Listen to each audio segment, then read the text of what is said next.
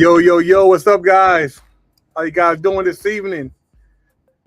Get these claps going on right quick.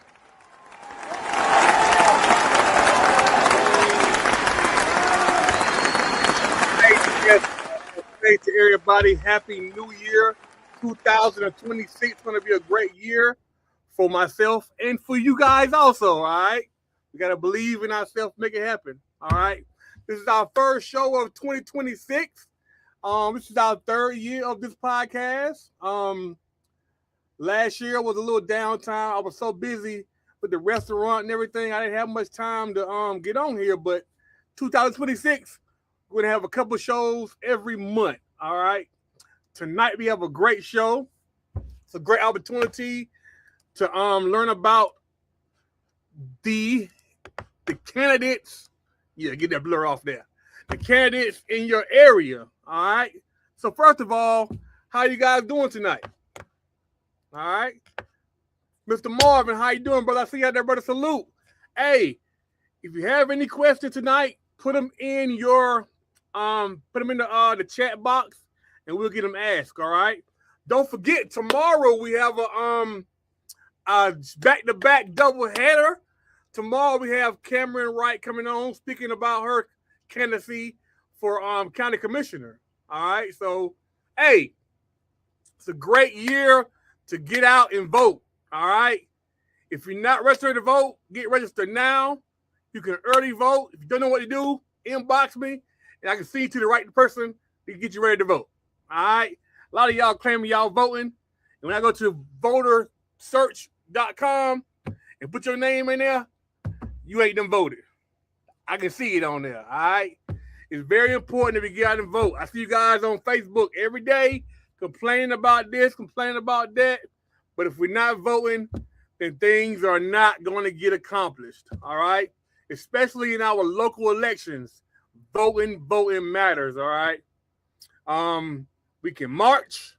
We can do all that. That's fine too. But at the end of the day, we got to vote people who have our same morals and more compass and ideas and solutions for the problems into the office. All right. So this week we have Mr. Herman Little, a very good friend of mine who's running for district attorney on tonight. And tomorrow we have a double header. But tonight is all about Mr. Herman Little. If you don't know Mr. Herman Little, tonight you will get the opportunity to know who he is, what he stands for, and what plans he has for us if he get elected. Well, when he get elected. Disclaimer. People are asking me to do interviews. I'm trying my best not to be, what's the word for it? Biased. There we go. You're welcome. If you're a Republican, if you're a Democrat, if you're a non-party, whatever the word for it, you are welcome on my show anytime to give your platform to get in office. All right. People are either gonna like it or not. All right. But tonight we're gonna start off with the same old. Who need t-shirts? I know you guys are running for office. Somebody needs some vote t-shirts. And I'm the guy for the job. All right. So if you don't know what I do for a living, here we go, baby. Welcome to Shirt Action in Rockingham, North Carolina, where creativity meets fabric. Discover our custom printed wonders at www.shirtaction.com or call us at 910-997-2610. We're not just a store, we're your partners in design. Unleash your style with our monthly specials, the hottest deals in town. Local or miles away, Shirt Action delivers personalized perfection. Dive into our vibrant world where ideas come to life on fabric. Join the revolution, dial in, or click your way to www.shirtaction.com now and let Shirt Action transform your wardrobe with your custom order today. All right, guys. So if you follow me on Facebook, which I know a lot of you guys do, you see the past couple of weeks I've been highlighting this gentleman on my page. I've been sharing the back and forth. But I've been wanting to let people know who we have running for office It's very important that these guys, ladies, whoever running, get a chance to voice their opinions. I know they have debates set up, they have town halls set up, but I wanted my people who follow me to get a chance to see these people. All right. So, without further ado, guys, remember, if you have any questions, post them in the chat. All right. You know how we do. It's going to be an interview, but more like a conversation of old friends and getting to know Mr. Herman Little from where we last left off to where we at now. All right. So get the hand claps clapping. Denise walking like she love Ebony Dragon. Love your t-shirt. Hey, Ebony Dragons, making y'all shirts for a lot of years now. Thank you so much. But let's get these hand claps in here for Mr. Herman Little. All right, clap, clap, clap. Clap, clap. Yo, what's going on, man? How you doing, brother? Oh, I can't complain. Just on the road, traveling for work, man. Well, first of all, man, thanks for coming on the Ball Guys Know It All. You're a fellow bald head, I see. Yes, sir. Yes, sir. Look a whole lot different than high school. Hey, me too. I had cornrows and braids in high school, but yeah, I remember, man. I remember. Me and Kevin Jones, you know Kevin Jones? Yeah. Oh, yeah. Yeah. Me and Crazy Old Kevin started this podcast a couple years ago. He's a very busy man and whatnot, but all guys, man, with ball, that means we got wisdom. We done been through some things, learned some things, and we're ready to go. Yes, sir. So yes, for those that don't know who you are, can you tell me your full name and where you're from? All right. So my full government name is Herman Moore Little Jr. So I'm a junior because my dad was a former pastor, Reverend Herman M. Little Sr. from Rockingham, North Carolina. And I like to tell people that I'm the product of when Richmond County met Anson County. So my mom, she's from Anson County, born and raised in Lysville, North Carolina. So I'm just a country dude, man. I can't get it out of me. Try to go to the big cities and I always felt that I need to come back home. So, I started out as a criminal defense attorney in Charlotte. Did that for several years. Started out. Slow it down. Okay. All right. Yes, sir. Yes, sir. On this show, I like running it all the way back to the beginning. All right. So we're going to get there. So you said your mom is from Lysville. What's her maiden name? Flowers. She's a Flowers. Yeah, my grandma was Charlotte Flowers, and my grandpa that I never met because he died before I was born, but Alonzo Flowers of Lysville. My wife was born and raised in Lysville, so really, my wife, I remember that. Man, fun fact, no. So you grew up in Rockingham. What part?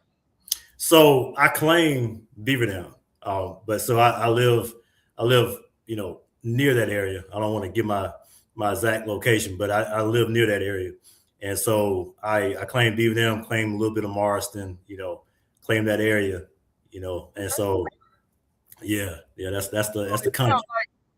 I see your name is was it Cowboy Lawyer or something? That's right. Yes, sir. So you on a farm or raised in the woods or something like that? Grew up on the farm, raised on the farm. So we had cows ever since I was born. When my dad passed about 13 years ago, we didn't get rid of them until a little bit after he passed. And so I'm starting it again.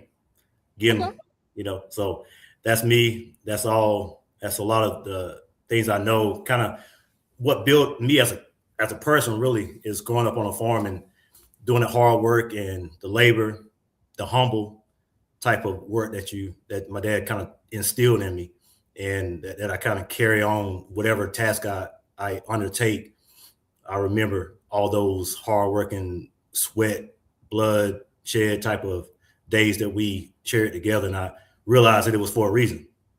And so made me tougher and made me wiser, and made me taught me how to think on my feet, taught me how to think when I have encountered problems that you couldn't ask for help, had to try to break down in the field. couldn't really get anybody out there to fix it. You had to learn how to fix it yourself, so things like that. Did you have any siblings growing up? Yeah, so I have one sister. She is older than I am, so but she gets treated like the baby, so I get treated like the oldest, I guess. So, but my sister Cassandra, little John now, but she's a graduate of the class of '99. They're not as good as we are, the class of 2001, but I give them a pass, man. So you described your dad a lot in that brief interaction.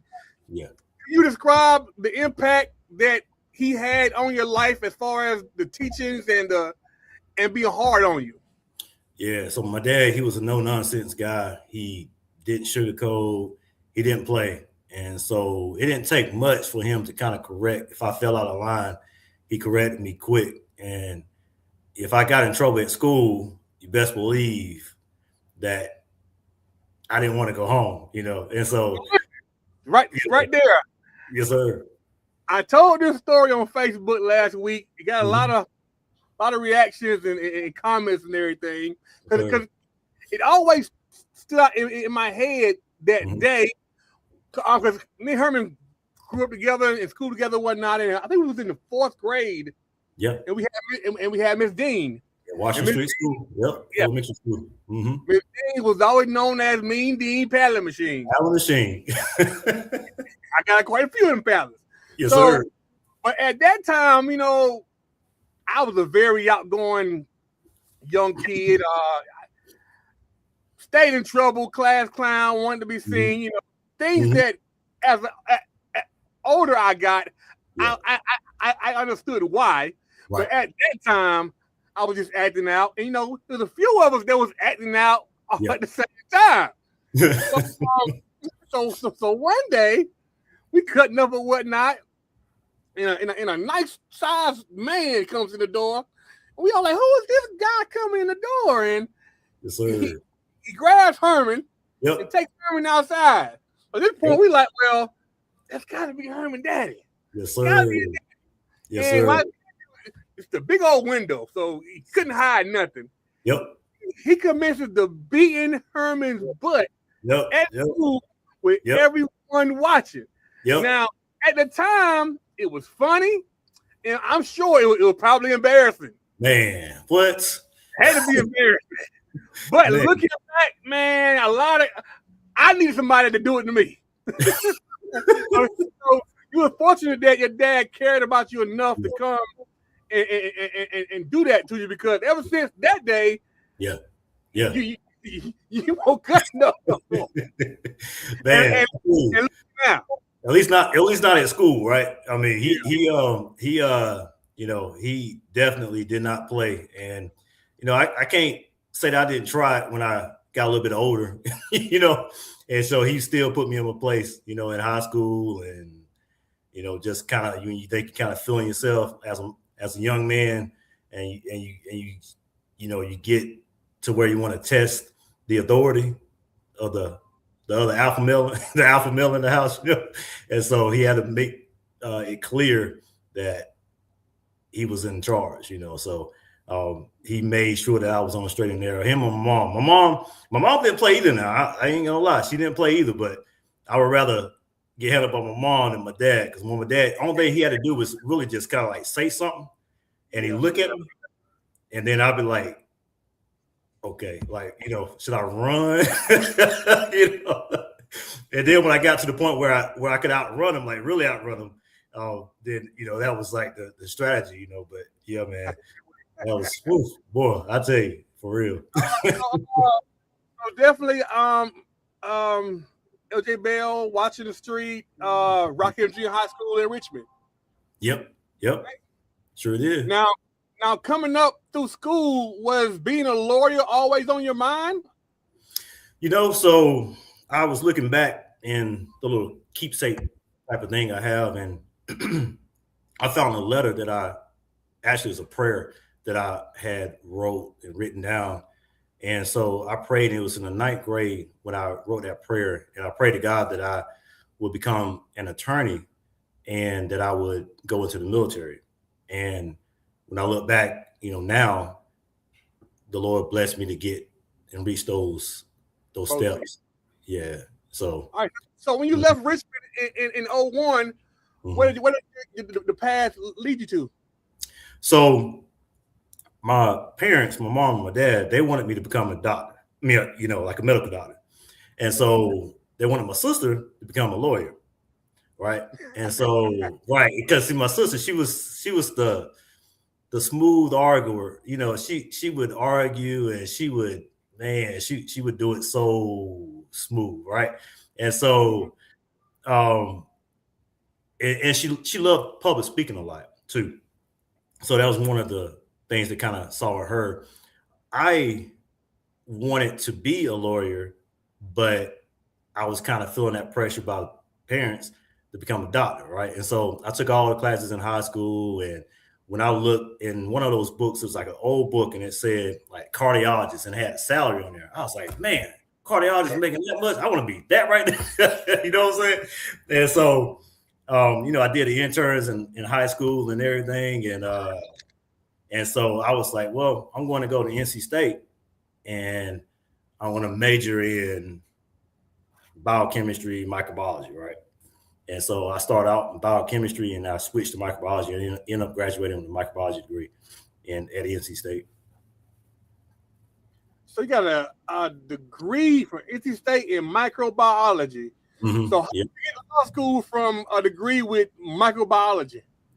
Man, so after undergrad, I went down to Columbia, South Carolina, and I don't know if you remember back in 06 time period, 05, 06 time period, the economy was very bad, right? You had the bailouts, the big banks falling. You remember? Yeah. After the housing market and everything happened, I think. Housing market crashing and all that stuff. And so it was very, very difficult to find a job in the biomedical field as a researcher or whatever.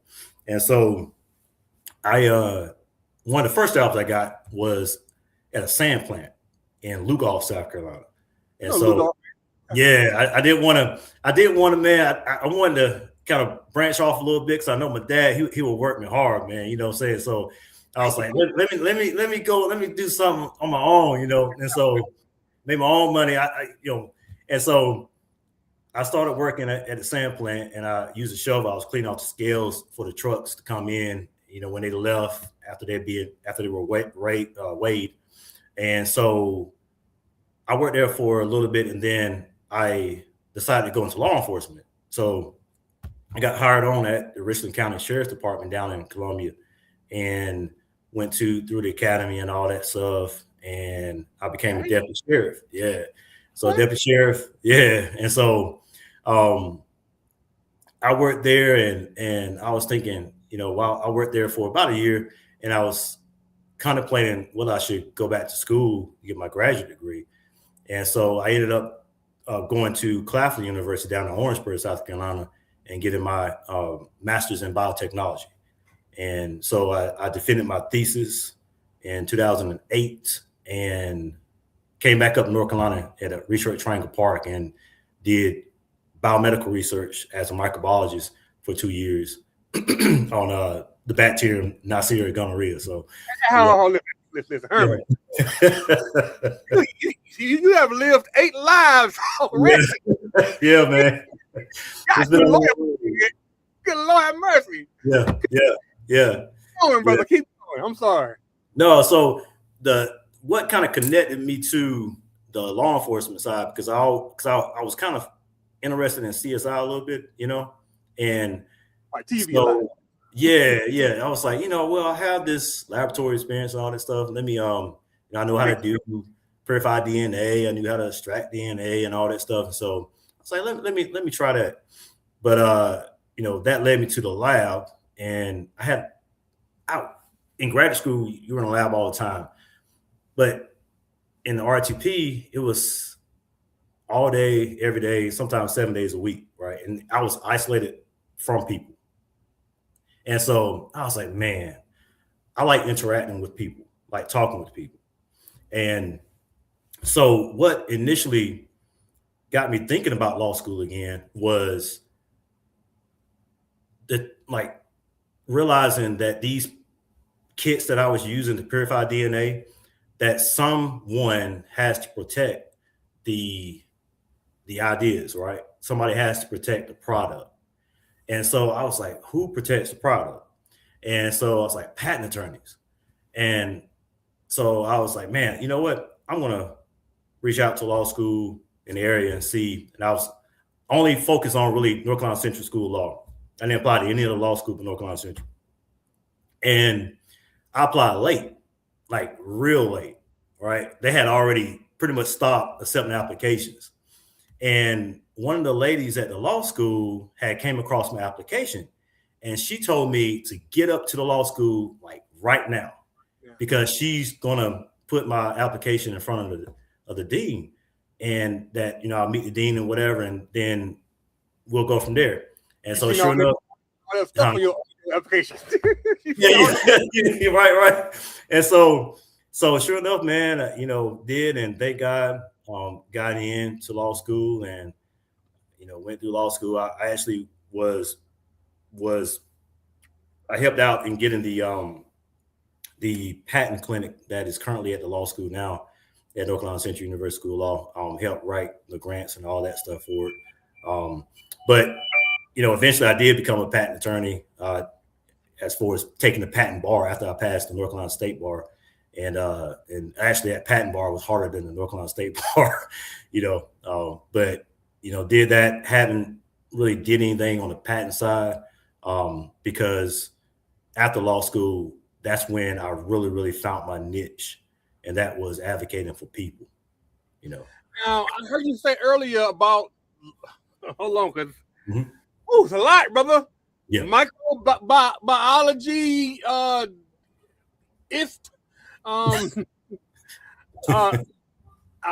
masters, I assume, in microbiology and patents and lawyers.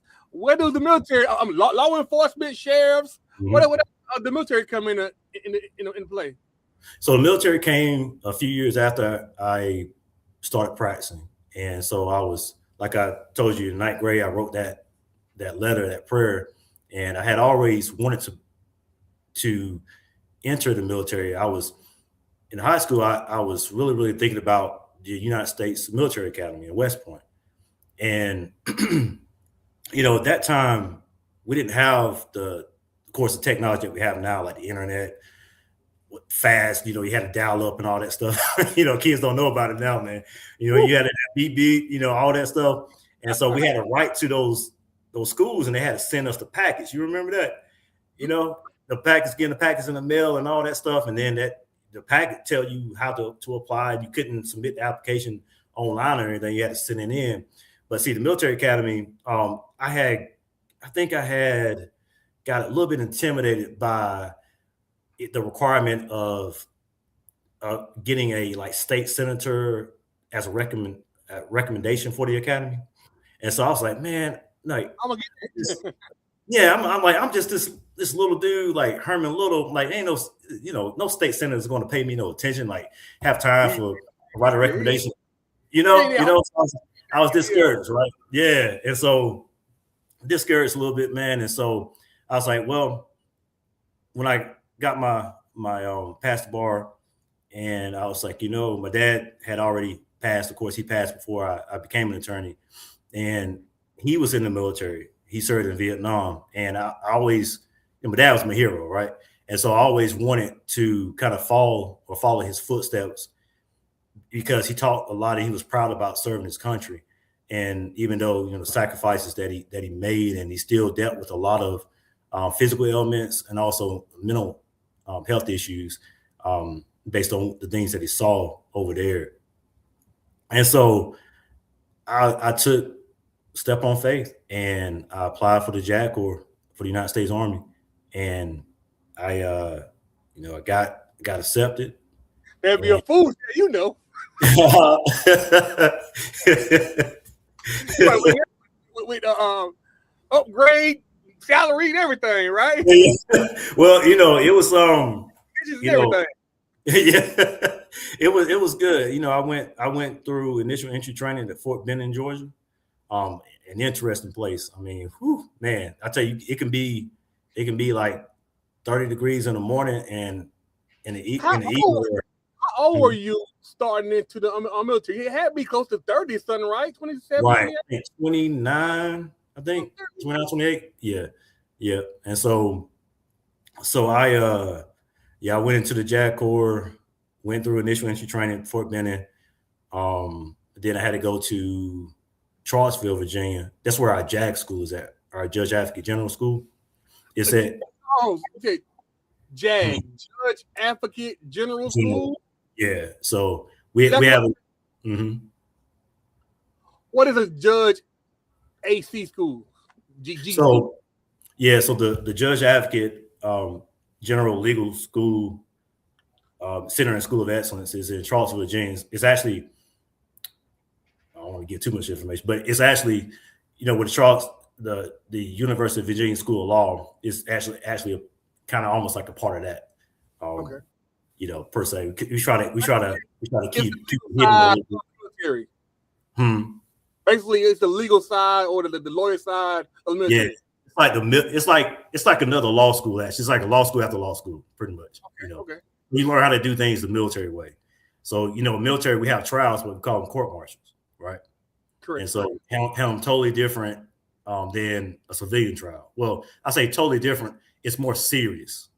When I say it's more serious, it's more intimidating because the judge that you are appearing in front of outranks you, right? It's not just a judge, but it's also probably a colonel, like the old six, right, in the military.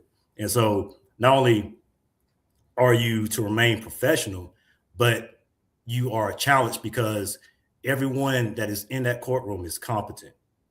I mean, extremely competent. Even the panel, we call them the jury, we call them panels because they are comprised of military members, different units on that particular post, and they know their stuff. And so it's not like you can get up there and tell the story and have someone just immediately believe you, right? You have to know your stuff. And also, they're judging everything about you because you're in your military uniform. And so you have to have that thing crisp. You have to have your shoes shine to the extreme. Everything has to be on point, you know. And so all that goes into whether or not you can be successful um in you know completing or completing that particular case that you're taking in front of that particular military tribunal. Okay. Mhm. Wow, man. Listen, I done interviews in my time, but boy, you check all the dots, Herman. Check Yes, all sir. the dots. All right. So after you finished the JAG school, how long was you a lawyer in the military, and exactly what did you do there? Mm. So, man, when I completed jazz school, that was in 2017, I think. Um, and so at that point, I had already been practicing for about 5 years at that point, right? And so I wasn't new to the profession, still learning, of course. But you know, on the military side and the JAG Corps, you're taught to learn different disciplines. Sometimes, right now, like I'm in a reserve still, and so I'm a trial counsel now. I was a trial counsel on active duty as well, which is a military prosecutor, right? And so, not only you are not only supposed to learn that craft, but you can be also called to take on a different task, which is like a national security law attorney or administrative law attorney or operational law attorney. All those things that you learn at the jazz school, you learn how to do, right? When I was a brigade judge advocate, I had to learn, had to be kind of over all that type of stuff and making sure that the whole brigade, the commander is knowledgeable about everything that's going on, all the legal actions, all the administrative actions and things of that sort. So I say this, being a JAG is something that makes you not one dimensional as an attorney. Gotcha. So you Mhm. mentioned earlier you was studying law or working out of Charlotte. Explain it now. So I was a criminal defense attorney. Starting out in my career, I took a job actually I was recruited in law school for the Mecklenburg County Public Defender's Office. And the reason why that really appealed to me is because the trial experience that I got. And so I got trial experience, immediate trial experience, and that's what I wanted, immediate trial experience. So I probably had my first trial. Well, I actually had my first trial as an intern. I had two trials as an intern, and that was under someone's, of course, license. But when I became licensed, immediate trial experience, immediate clients, immediate trial experience. And so I probably had my first trial, if not that same week, maybe that same month, right? And so I had to learn how to represent a person that was facing a situation where a conviction could lead to their whole life being changed, and had to learn how to communicate to a person, because it's a different type of approach when you're a defense attorney versus a prosecutor. It's a different way that you communicate with people. But one thing that's not different is the empathy that you show not only a defendant as a criminal defense attorney, but a victim as a prosecutor. And so I learned really, I honed in on those communication skills as a criminal defense attorney. And when I became a prosecutor, I transitioned those skills to my job as a prosecutor, and was able to communicate with victims effectively the same way. Great. Listen, I think we could go all night with these accolades, young man. Hey, congratulations, man. Appreciate that. A young boy from Beaver Dam, Rockingham.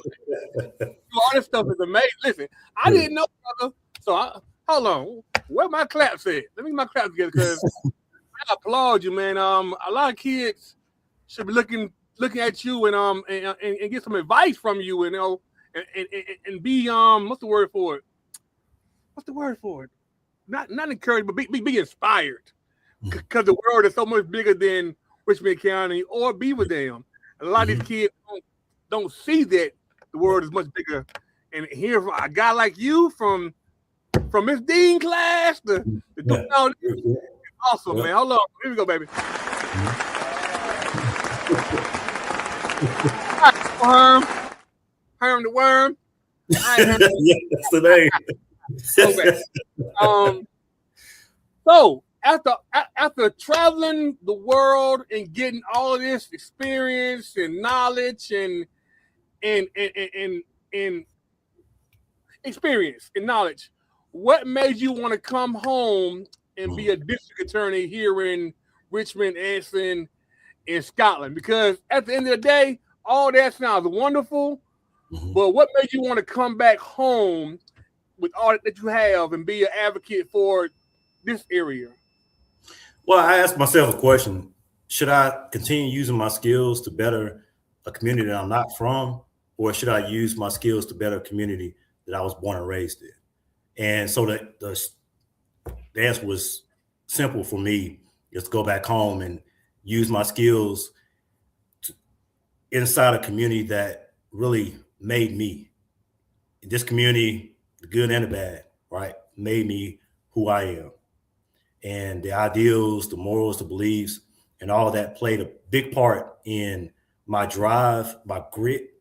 Because being from Richmond County, you're gonna have some grit, you're gonna have some grit, and so that's what led me back. And I saw, I believe, a need for someone in the DA's office that actually knew the community and knows community, that would be able to talk to the people, to be able to go to certain meetings. Like when I was in Anson County, one of the things we did when I was there was participating in some type of some community meetings. One I can think of was one that we had at the fire department. And if you know the kind of like the history of your place, of your home, then you're better situated to guide the future. That makes sense, right? And so a lot of people will be more inclined to listen to a person, I believe, that is from that area because of just the credibility. Now, the good book says that a prophet is not without honor in his own country, right? So it's not easy running for district attorney in your hometown, right? It's just not, because Anything in your hometown not easy. right, exactly. And so that's why I like to say I'm straight the underdog in this particular race. And but the thing is that that's what it's all about, because that grit that I have, I haven't given up on anything by the help of God. And it's only by the grace of God. And so I'm not going to give up on my people here. And I'm not going to sit idle in another city when I know I can make a positive change in my own community. So that's the reason, some of the reasons why I came back home. All right, great answer. All right, well, it's time, Herm. It's time to put pressure on you, brother. Time to put that pressure. Yes, sir. All right, man. What is one of the biggest challenges facing Richmond, Scotland, and Essex County you feel right now, as far as public safety? Mm-hmm. So the shootings, for one, big. It seems to me that things are kind of getting out of control when it comes to gun violence and things of that sort. That's a big concern of mine. We have our youth that I believe they cleave to social media and they see certain things on social media or TV, and they aspire to be something that it really shouldn't be. And I think I think certain music has glorified death in a way. And I think that's scary to me, because I've talked to young people and they just don't have any fear of it, it seems like. And so that's a big concern with one of the crime issues that we have that increases the crime rates, that gun violence. Another thing is, of course, the drug situation, the opioid crisis. And you have, fentanyl is one, and you have the new types of drugs like the xylazine and things of that sort, tranquilizers that people use just to try to feed that addiction. And I know firsthand of the effects of it, having represented clients that suffered from those particular addictions and had to navigate them through drug treatment court in Mecklenburg County, had to navigate a lot of them through mental health court in Mecklenburg County. And I always say that with the drug treatment, you can get a person to stop using a drug, right? You can go through the withdrawals and all that stuff, but it's a reason why that person first started using the drugs. And that's where the mental health component comes in. And if we don't tackle the trigger that led to the person using the drug, then once the person stops using the drugs and they get placed back in the community or placed in the community, that trigger may still come back and that person will start using again. So there's a multidimensional approach when we look at how we combat those drug problems. Now, you explained one half of the problem, which is pretty much the user. Let's talk about the ones that's selling the drugs. Yes. Are we going to be more harder on the ones selling the drugs than the one using the drugs? What kind of ideas do you have as far as in stopping the drugs from being sold or into the community? Because you look around, man, listen, I see guys, the same guys in the paper. They busted for this, busted for that, and then 2 months later, same guys again. So it's like they just get slapped on the wrist. Right. What's your thoughts on as far as actually making these guys pay for what they're doing to the community? Yeah. So, and I believe the law is changing to help and assist in that with the statutes, the recent statutes, death by distribution, those types of laws, I think, will hold the one who sells more accountable, right? Because and And the thing about it is now, I don't encourage anybody to use any drug, right? As far as illegal substances and that are not prescribed, right? The thing about this is, back in our day, and marijuana was the big drug, right? And Crack. right, yeah, crack, yeah. But as far as the social use, right? Marijuana, right? And so the thing about it is now this time, I don't encourage anybody to use any drug, but buying marijuana and smoking marijuana is not the same like it was years ago. Being upfront, because you can have laced marijuana with fentanyl, and you don't know where that came from, and then somebody can end up dying as a result of it, right? And so that's the reason why that death by distribution stuff is very important, because people who sell it are really the major contributors to the cancer that's causing those issues in our community.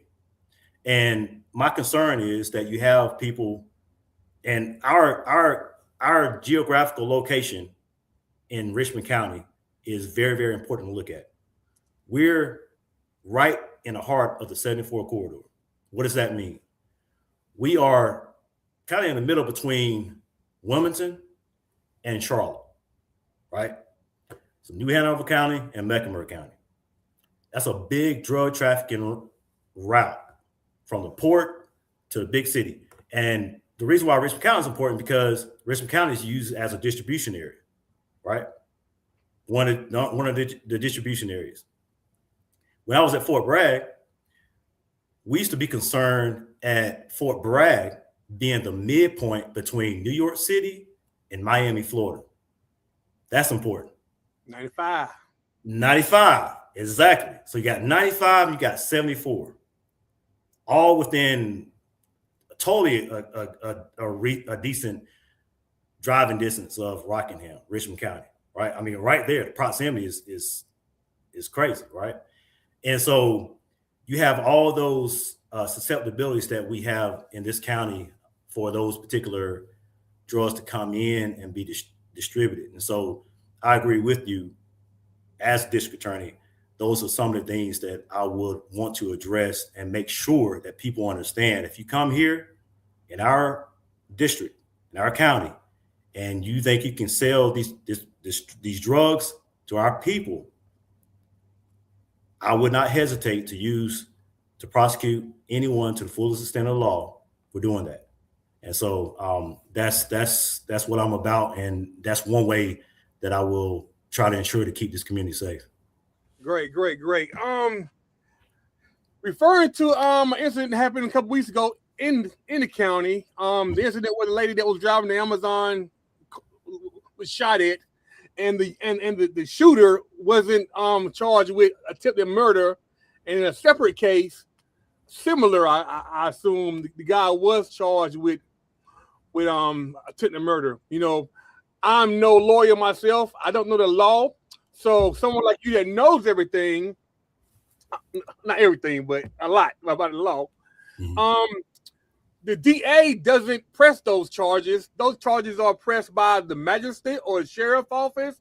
And then if it's not correct, it comes to the DA. Explain that to me and the ones who are a little lost on how exactly that goes as far as the initial charges and the final charges. Okay. So the arresting agency first arrests the person on a particular charge, right? And so just say in this case, just say in any case. So a person gets arrested, they're arrested on a certain charge. They go before a magistrate, right, to determine probable cause for their arrest, check out. Now the person is within the court system, within the judicial system, right? Depending on what charge it is, if it's a misdemeanor or a felony, that determines what court it goes to, right? District court, misdemeanors, superior court, felonies, right? And so in order to get to superior court, there has to be a true bill of indictment. How do you get a true bill of indictment? Well, that case has to be packaged and I'm kind of using loose terms, but I'm just want to use it in common terms to make sure people understand, because I can talk legalese, but that's not going to do anybody any good, right? To me. Right. And so it has to be presented, those charges, right? It has to be, if it's a felony, has to be presented to a grand jury. The grand jury determines, okay, probable cause for indictment, let's return a true bill of indictment, and now the Superior Court has jurisdiction over that felony charge. And so in this case, and it's certain ways in which a case, if it wasn't charged initially, then a district attorney, assistant district attorney, if the facts are there, if the facts are supported, that a person can use or do what they call a no number indictment to the grand jury. And even though the charge wasn't charged originally that way, you can have that particular charge going to the grand jury and ending up in the Superior Court. The thing about charging, I would say, is the importance of communication between agencies, right? And so there has to be very, very effective communication between like the sheriff's department and also between the district attorney's office. By statute, the district attorney has to provide that advice to local law enforcement. And so local law enforcement, a lot of times their job is very stressed. They're in a stress environment. They go out and they make an arrest. And a lot of times they're only dealt with or only have the resources on hand to kind of put those charges on a person. They don't have the extensive knowledge that a district attorney has as far as the law is concerned, per se. And so that's the reason why you, as a law enforcement officer, you rely on a district attorney or district attorney office to give you that advice on how to correctly charge a certain offense, if that makes sense. A lot of times on the shows, like on First 48, they be calling the DA the acting stuff. Yeah. And a lot of times what you see is, when you're a district attorney, assistant district attorney, you are expected kind of to be on call, really, just like law enforcement, because during the night, crimes happen all the time, right? And so during whatever hour, if a law enforcement officer has a question, they should be able to get in touch with you to make sure that someone's being charged appropriately, right? And so the last thing you want to do is for a person not to be charged, for a person to be charged incorrectly, and then that kind of slows the process down. And, you don't want that. You want to get it right from the beginning. All right. So let's just think positive and say Herman Little has just won the DA race. You're in office. What are the top 3 priorities you want to implement in your first year as being a district attorney? Or what exactly is your platform that you want everyone to know you're running for? But give me a top 3 if you have it. But if not, give me your pitch, your platform to your constituents or your voters right now. Okay. Yeah. So one thing that I want to do as district attorney is to move outside of the 4 walls of the DA's office and actually get into the community. That doesn't mean being on boards. That doesn't mean going to events and things of that sort. That means actually taking the DA's office and going to communities that have been ignored, right? I think a lot of the crime that is committed are actually a show of a community that's been overlooked and not being or having that attention that other communities may have, right? And so, like, in our community, we all know that the East Rockingham area is one area that we can definitely improve, right? That we know the crime rate is very, very bad as far as drug uses are concerned. And so what we want to address to the residents is that, hey, the DA's office cares about this particular community. Another community, we care about this particular community. We want you to understand that, yeah, we prosecute cases, but what we do is make sure, and this is my approach, and this is the three I would share with you: before, during, and after. Right? Before anyone becomes a victim, during the trial period, and after. As a DA's office, you have to provide those resources. Provide those resources before something happens, because say domestic violence, right? You don't want anybody to have to go through a situation where they're, assaulted by a spouse or an intimate partner. But you provide the community before anything happens with those resources, with that information. Then they know where to go if something happens. During, if an assault happens like that, then the DA's office, of course, is going to prosecute effectively that particular case, right? A lot of times what I've seen is the after part being left out. That means after the case is, it's disposed of or resolved, the victim is forgot about, right? And so what that does is that you have a situation where trauma kicks in from a victim. And I believe that the DA's office should be involved in helping that victim get the resources that they need after, to make sure that this doesn't end up in a type of generational trauma to the kids and things of that sort. Because if the kids experience that, you can imagine how they would carry that on throughout their life and how it may affect their life negatively. And so my platform is built a lot on that. And also, I have on my website, but Be Resilient, right? Be Resilient initiative. That I believe that people do make mistakes, right? Certain offenses you just have to prosecute, no doubt, to the fullest extent. But when a person, I believe, shows improvement and they show that they are willing to enter society and be a very, very faithful member and law-abiding citizen, then I believe that you should provide avenues for that person to be rehabilitated so they won't enter the criminal justice system again. We always want prevention. We always want that.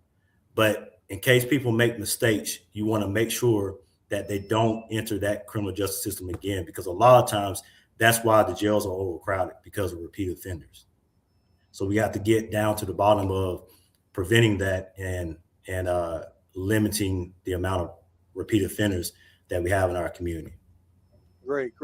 Well, if you don't know, I'm a youth advocate. Mm-hmm. All these grown folks, they old and stuck in their ways. So I try to help the youth. Um, what if you were to be elected, what thing would you have for youthful offenders? Would you be interested in bringing different programs or different things instead of just sending them to jail or the camps or whatever? Like what would you do with the youth that are in and out of the juvenile system or Mm-hmm. Definitely. So, when I was in Charlotte, I was part of the 100 Black Men of Greater Charlotte, right? So we did a lot with our youth, did a lot with the STEM program, teaching our kids that there's other ways in which you can have a career rather than the streets and getting caught up in a life of crime. And a lot of times these kids that I've mentored, and I kind of get emotional when I mentored one young man, and he was about seven years old, and he told me after we were coming from Discovery Place up there in Charlotte one Saturday morning, and he literally told me that he wished that I was his father, and that stuck with me. I hadn't known the young man that long, but we were interacting, when I was in the 100 Black Men, and that showed me just the need for men in general to make sure that we're there for our males and our females as well. Don't get me wrong.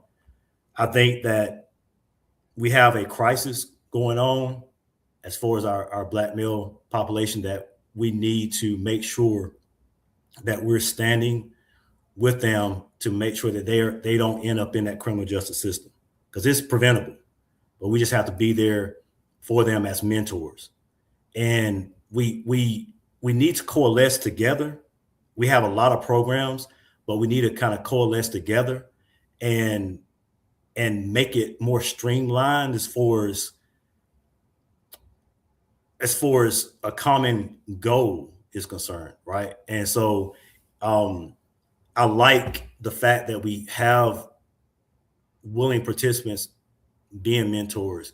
And I just want us to unite and just come together and be able to reach more young men, more young women than we could individually, with individual groups. Have more of like a larger group, larger presence that we can, do those things where we can have almost like ambassadors in communities that can be tapped in when a young man or a young woman runs into an issue or trouble in their community or at school or whatever. That ambassador can be tapped in and check on that young man or young woman. And then that's a way that accountability is instilled for people. Because if there's no accountability, you're going to keep on doing the same thing. You have to be held accountable. I am the biggest advocate of accountability and holding accountable for your actions. Yes. Whether it is a mistake, you didn't mean for it to happen, you still got to be held responsible and accountable for your actions. Exactly. One question, are there, like, once you did the DA, are there lawyers under you that you hire? Yes, assistant district attorneys. They Okay. work under the district attorney. So would it need to be more, or will you inherit the one that was already there? Well, I would inherit essentially the current assistant district attorneys. Every office has a budget that they are given by the General Assembly. With this new Arenas law, I believe Mecklenburg County got an increased budget to hire more district attorneys or assistant district attorneys. That what's always been an issue with this particular district is the recruitment of assistant district attorneys. We're located, rural, in a rural community, and it may not be as appealing to a lot of people, but being a JAG and being able to kind of tap into my network as, JAGs and in a reserve side that are prosecutors and, even the active duty side, the ones that's coming out and want to go into civilian legal work. I believe that I am very, very have the ability to increase that recruitment effort that we need in this particular district. So we do have assistant district attorneys that actually work under the district attorney, and they have to be sworn in every time the new district attorney is sworn in. So because you kind of work pretty much not under the license of that person, but you're delegated those duties that the district attorney has, and so everything that you do is a reflection on the district attorney. I just had a great idea. Contrary to popular belief, I wanted to be an attorney one day when I was growing up and everything. But Sure. like I said, even in college, I was a poli-sci major because I wanted to be a lawyer after. But I think that maybe you could start a program with these high schools in these counties and maybe take 1 or 2 mentors a semester and let them learn up under you and your assistants, and that might push them to want to be, a lawyer if they have that experience. And just an idea of something. So I wasn't, and that's a good segue in what I wanted to talk about. I was going to make a video about it, but I'll just let you know what I want to do as far as my vision. One of my visions is concerned. So, when you are a high school senior, you're usually around 17, 18 years old, right? Correct. Graduating. And so when you think about it, you go through undergrad, that's 4 years. usually. So 4 years, say you're 17, you're 21, 22 when you graduate undergrad, get your undergrad degree, right? If you go straight through, go to law school, when you get to law school is 3 years, you're typically about 25, 26, right?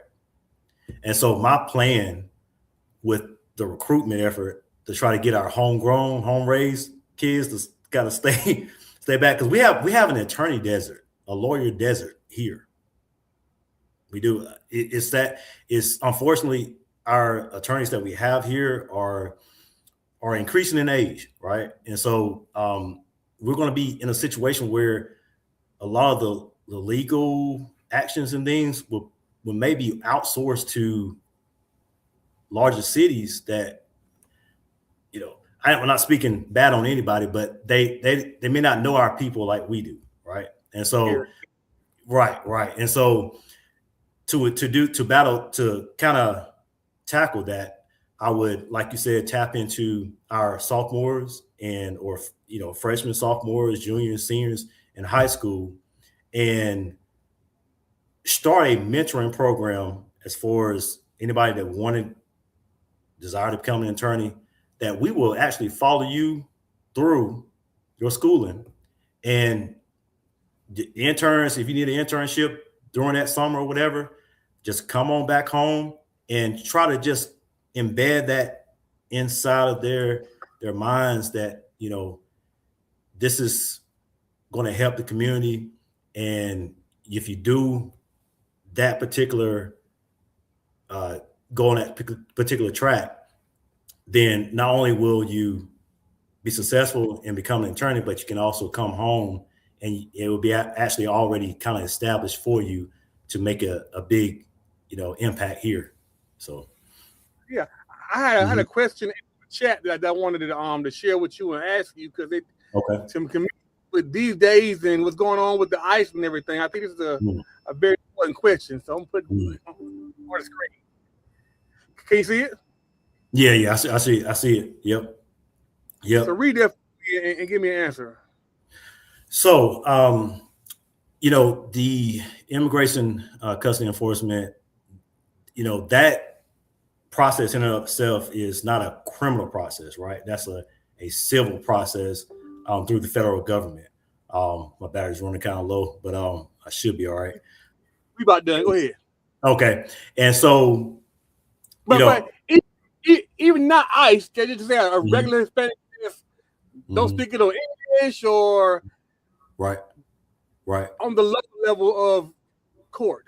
Yeah, I in my experience, I don't think so. I don't think is a situation, because we and it's sad, and I think a lot of it has to do with the lack of resources that are at play when it comes to like even the interpreters not being sometimes provided, and it presents a situation where a person may feel that, like a Hispanic person may feel when coming to court, that they are not properly heard, especially on the victim level, right?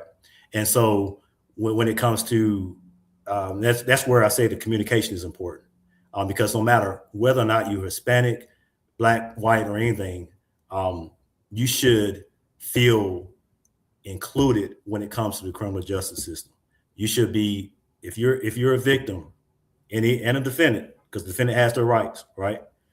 You should be afforded all those constitutional rights and be heard, and be treated fairly in this particular system. You shouldn't be treated any different than anyone else. And so, yeah, I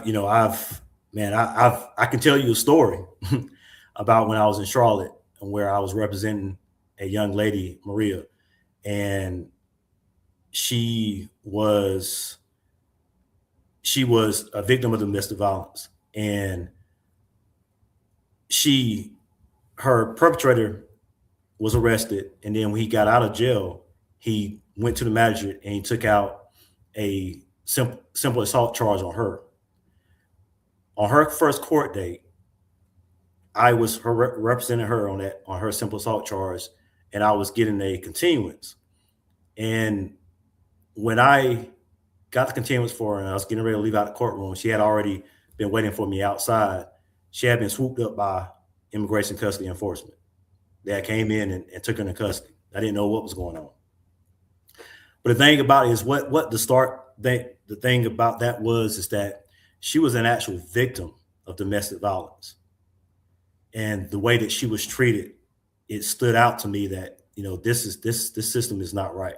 It needs to be corrected, because just because you may be in a certain status, if you're a victim, justice should still be afforded to you. You're a human. You're a human. And it's just like you're protecting a person. If you see a person out there being assaulted or being taken advantage of, no matter who that person is, black, white, green, whatever, that's a moral duty that you have to make sure that nobody gets hurt, and nobody gets railroaded,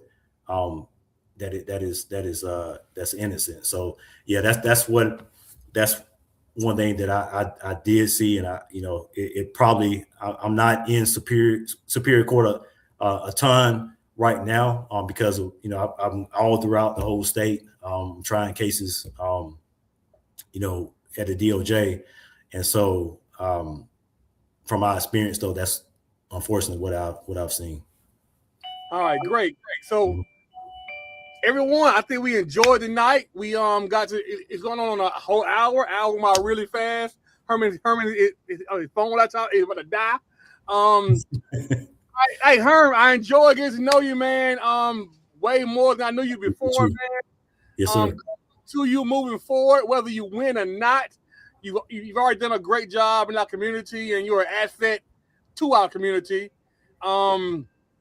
Any final words you have for your voters? I just encourage everyone to exercise your right to vote, and don't take it for granted. And whether or not you vote for me or whether you vote for someone else, you still exercising your right to vote. One thing about me is that I care for my community. I'm born and raised here, born and raised right here in Rockingham, North Carolina. And so I care for my community. I have a passion. And it's a passion that I really can't explain, but I'm quite sure, John, you understand, no matter where you go, you always represent Rockingham, North Carolina. Yes, sir. When I was a JAG for the Special Operations Command at Fort Bragg, one of the chiefs, Special Forces soldier, every morning he used to address me as Rockingham. He knew what time was. We knew what time was, and so it stays with you. I like to say that this run for district attorney is not a check mark. It's not a check mark on my resume. What it is a birthmark. Woo! And so, yeah, so that's what it is, man. It's a birthmark, not a check mark. That was so. Well, listen, man. Thank you for running, coming back home, and sharing your knowledge and your experience. Any important dates out there for us?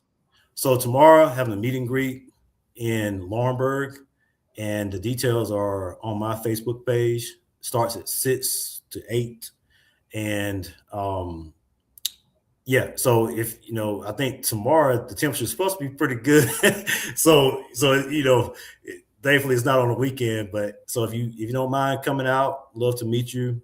Have any questions for me that you would like for me to answer, be more than happy to try to answer those questions for you. But I think one thing you will see about me is my genuineness and my sincere just mindset and trying to make my community better. Hey, it's a great way to end it, man. Once again, man. Hey, clap for Mr. Herman a little. Let me see. I'm gonna clap together. Here we go, clap for you. Here we go. All right, so we fight, man.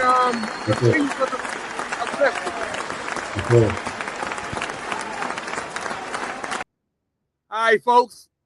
Great interview with Mr. Herman Little, running for district attorney in Rockingham for Richmond, Scotland, and Anson County. All right. You heard the man talk. If you feel like he's the guy for you, Get up out your seats, get in your cars, and go vote. Not only vote early, but just vote, period. All right? Voting is very important. Stop not voting, people. We have to get out and vote. If you need a ride to vote, let somebody know. They'll figure it out. All right? Just make it happen. All right, guys. Any last words, any last questions, any comments? Let me see. First debate is in Waysboro, February the 9th. Meet the candidates in Dobbin Heights, February the 11th, Town Hall. All right. Anything else? Hey, you need some T-shirts. Holla at a player. We here working. Rochelle. Yeah. You working right now? Yeah. Working right now. Knocking these shirts out. All right. If you need us, stop by and check us out. We got great quality, great prices.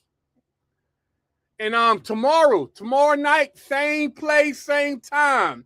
We have Cameron Wright, who's running for county commissioner.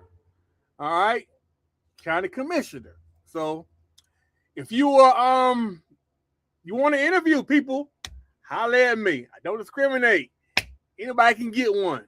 All right, just get your platform out there and let the people vote for who they want to vote for. All right. But until then, welcome to Shirt Action in Rockingham, North Carolina, where creativity meets fabric. Discover our custom printed wonders at www.shirtaction.com or call us at 910-997-2610. We're not just a store, we're your partners in design. Unleash your style with our monthly specials, the hottest deals in town. Local or miles away, Shirt Action delivers personalized perfection. Dive into our vibrant world where ideas come to life on fabric. Join the revolution, dial in, or click your way to www.shirtaction.com now and let Shirt Action transform your wardrobe with your custom order today. All right, guys. This video should be available if you missed anything on the Bald Guys Know It All podcast page. Hey, if you're here, please make sure you like our page, share. We also on YouTube. Subscribe, share. Don't cost you nothing to like or share, people. All right. Rochelle, tell them good night. Have a good night. Have a good night. Shirt action, shirt action. Shirt action, shirt action. Be blessed, everyone.